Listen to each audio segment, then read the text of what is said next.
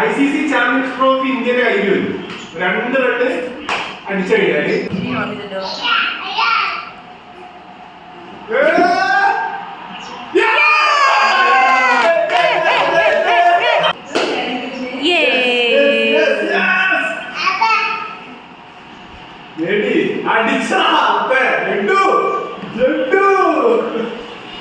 ക്യാപ്റ്റാ ക്യാപ്റ്റാ നമ്മൾ നേടി ക്യാപ്റ്റാ.